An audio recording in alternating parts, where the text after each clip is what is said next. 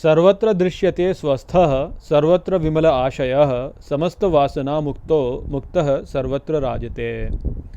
नमस्कार मित्रों, ये जो श्लोक है ये अष्टावक्र गीता के 17वें अध्याय का 11वां श्लोक है, जिसे हम आज गहराई से समझेंगे।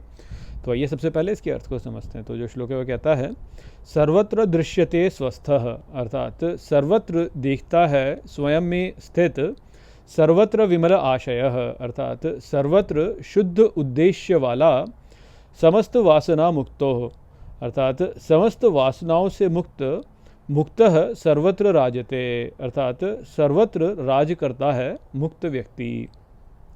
तो यहाँ पे अष्टावक्र जनक महाराज से कहते हैं कि जो सर्वत्र को स्वयं में स्थित देखता है और सर्वत्र जो शुभ और शुद्ध उद्देश्य वाला होता है, वह समस्त वासनाओं से मुक्त होकर सर्वत्र राज करने वाला होता है। तो जहाँ पे हमको राजा का वास्तविक अर्थ समझ में आता है कि राजा का वास्तविक अर्थ क्या है, हमको तो यही लगता है कि राजा वो जो कि जो है किसी एक राष्ट्र में जो है अपना अनुशासन करता है और उसकी वहाँ पे चलती है। किंतु यदि हम गहराई से सोचें तो क्या वास्तव में राजा की चलती है? तो आप यदि गहराई से देखेंगे तो आप यही पाएंगे कि वास्तव में राजा की नहीं चलती है। आप किसी भी राष्ट्र को देख लीजिए और उस राष्ट्र का जो अधिपति है, जो वहाँ का सर्वोच्च है, आप उसको यदि देखें तो आप देखेंगे कि उस पर बहुत सारे प्रतिबंध लगे हुए रहते हैं।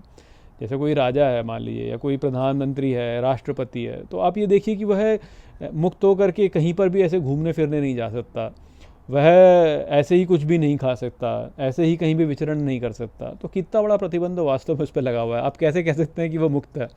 वो जहाँ भी जाता है उसके चारों ओर जो है बहुत सारे उसके अंगरक्षक होते हैं जो कि उसकी रक्षा करने के लिए होते हैं। वह जहाँ भी जाता है बुलेट प्रूफ गाड़ी में जाएगा, चारों ओर अंगरक्षक होंगे और चारों ओर लोग घिरे हुए होंगे, कहीं भी जो है खुले में नहीं जा सकता वह। ऐसा नहीं कि उसका मन करे कि चलो आज तो यहाँ घूमने चलते हैं, तो बस चला गया, चलो आज तो ये खाते हैं, तो नहीं कर सकता। ऐसा नहीं है जैसे हम लोग सोचते हैं कि चलो भाई आज कहीं जाके जो है ऐसे ही चलो ठेले पे जाके कुछ खाते हैं, तो हम तो खा सकते हैं, पर वो राजा खा सकता है क्या? नहीं खा सकता।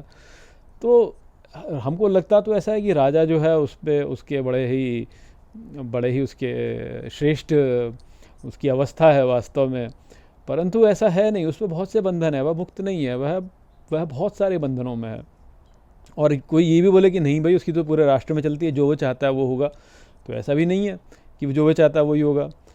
कोई डिक्टेटर भी हो, यदि किसी राष्ट्र में कोई डिक्टेटर भी हो, तो डिक्टेटर की भी वास्तव में नहीं चलती है। आप जो है इतिहास को उठा के देख लीजिए, जितने भी ऐसे राजा रहे जिन्होंने अपनी चलानी चाहिए पूरी तरह से, उनके जो साम्राज्य थे वह उनके साम्राज्य सारे नष्ट हो गए, क्योंकि अपनी चला नहीं सकते हो, आप चला नहीं सकते हो। और तो और चलिए मान लीजिए आपने ये भी देख लिया कि हर मनुष्य आपकी बात मानता है, तो क्या बाकी लोग आपकी बात मानेंगे? बाकी मच्छर और बाकी जीव मानते हैं क्या? जैसे भारत और पाकिस्तान है, भारत और पाकिस्तान के बीच में एक सीमा है, तो उस सीमा का उल्लंघन ऐसा तो नहीं है कि सब नहीं कर सकते हैं। अब आप देखिए कि जो भी जीव जंतु हैं वो तो सरलता से उसका उल्लंघन कर लेते हैं। मच्छर इधर से उधर चले जाते हैं, पक्षी जो है उड़ के इधर से उधर चले जाते हैं। अब कोई बोले कि मैं राजा हूँ इस राष्ट्र का और मेरी सब मानते हैं, तो ऐसा वास्तव में है नहीं, ऐसा है नहीं वास्तव में। क्यों? क्योंकि चलिए मान लीजिए मनुष्यों पर आपने फिर भी जो है अपने नियमों द्वारा यदि आपने उस पर अपनी चला भी ली, तो पशुओं पर कितनी चलाओगे? क्या चलाओगे?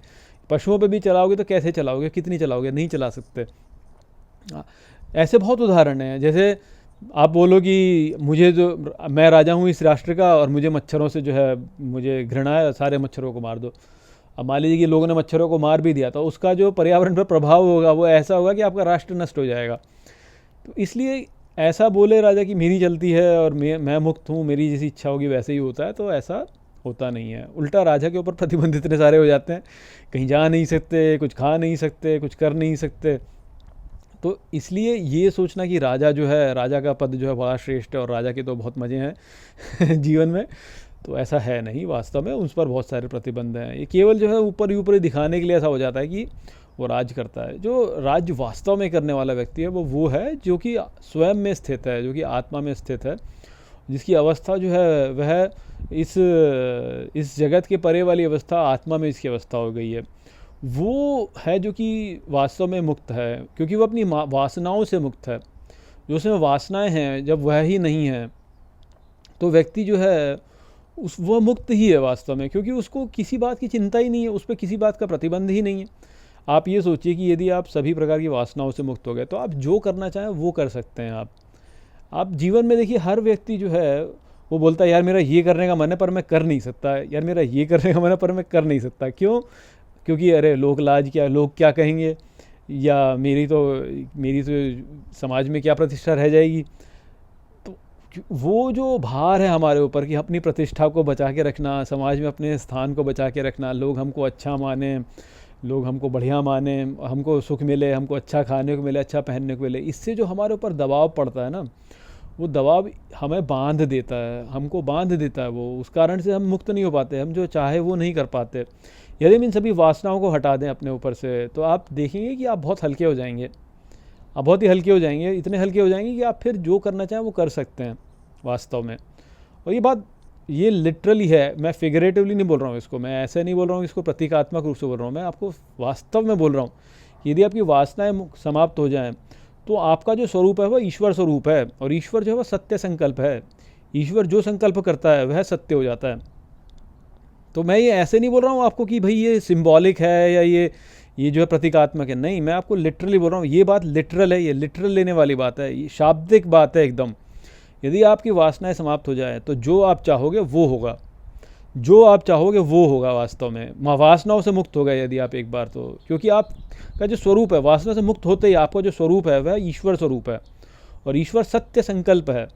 ईश्वर जो संकल्प करता है वह हो जाता है।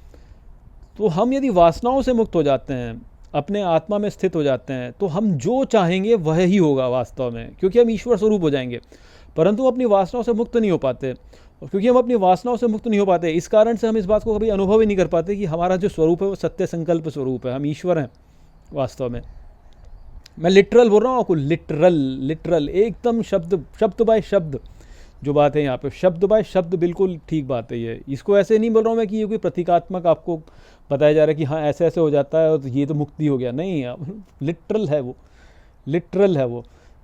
तो यहाँ पर जो है अष्टावक्र उसी बात को कह रहे हैं कि जो आत्मा में स्थित हो गया, जो सबको अपने आप में स्थित देखता है, और जो शुद्ध शुद्ध उद्देश्य वाला होता है, उसका उद्देश्य शुद्ध है, वो सबके हित में रत है, उसका जो मन है वह सबके हित में है, वो कहीं बुरा नहीं देखता, वो किसी में बुरा नहीं देखता, सबको अपना मानता है, सबको स्वीकार करता है, उसका हृदय इतना विशाल है कि सबको अपने में स्वीकार करता है जो। और जो वासनाओं से मुक्त है, इसलिए वो वासनाओं से ऐसा जो व्यक्ति होगा वासनाओं से मुक्त हो ही जाएगा। और जैसे ही ये हुआ, ईश्वर स्वरूप हो जाओगे आप में से ईश्वर प्रकट हो जाएगा, और ईश्वर है सत्य संकल्प, उसकी जो जो उसका संकल्प होता है वह सत्य होता है।